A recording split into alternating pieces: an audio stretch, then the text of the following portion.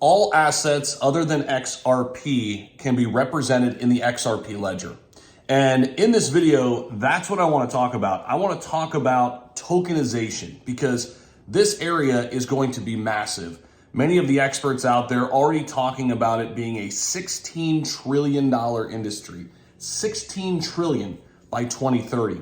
And recently I was talking about Chainlink and how Chainlink kind of fits perfectly in there with the tokenization of real world assets. You know, Larry Fink from BlackRock, obviously super influential person. He's recently talked about how big tokenization is going to be and how BlackRock wants to get in now before some of the big players. And in this video, I want to talk about XRP in particular and what they bring to the table. Very unique things they bring to the table. Some background on tokenization, what's being done right now, where the future kind of lands, and where XRP kind of fits in to all of that as well. So we know that standard tokens are fungible, meaning all units of that token are interchangeable and indistinguishable.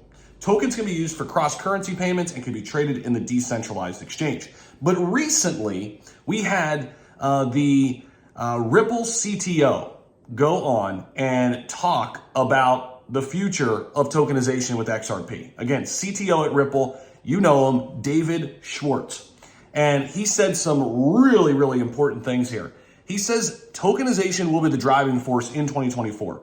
And the areas it can be utilized in: real estate, commodities, treasuries, bonds, other types of securities being leading use cases. Now, he talks about tokenized treasuries. They could reach, just treasuries alone, $5 billion as businesses recognize the value of having digital tokens versus physical assets. This is as early as 2024. This could unlock liquidity and open up new avenues for investments, asset management, etc. The closer you are to the finance, the lower hanging the fruit is. So what he's saying is we'll probably start in the finance sector when it comes to tokenization.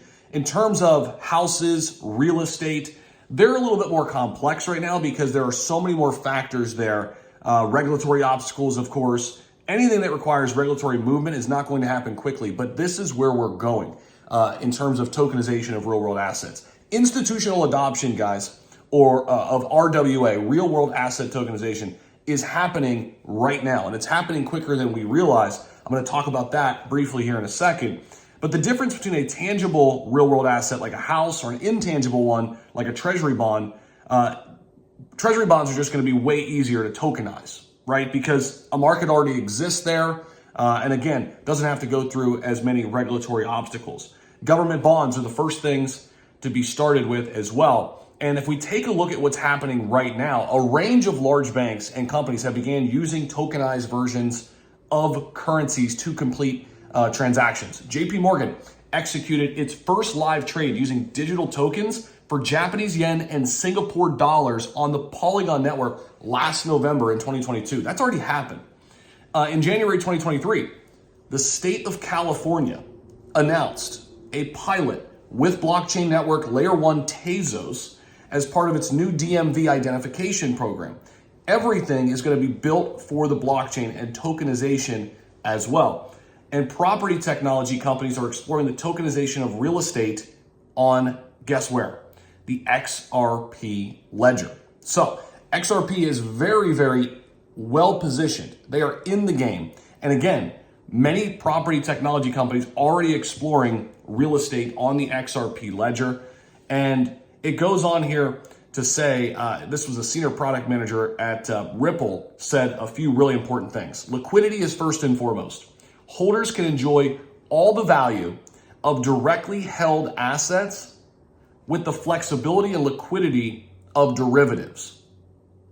Transaction costs can be much lower than with traditional investments, while tokenized assets provide unrestricted access to global markets. In fact, a 2023 survey by Ripple found that over 1,700 global finance professionals found that 72% expect to explore tokenization as a means of driving innovation by 2026. So it's going to start in the finance sector with treasuries, bonds, such things like this. Obviously, XRP could be a huge player there, but then we're going to branch out into real estate, and tokenizing real world assets is going to be the future here. And again, experts predict a $16 trillion industry by 2030.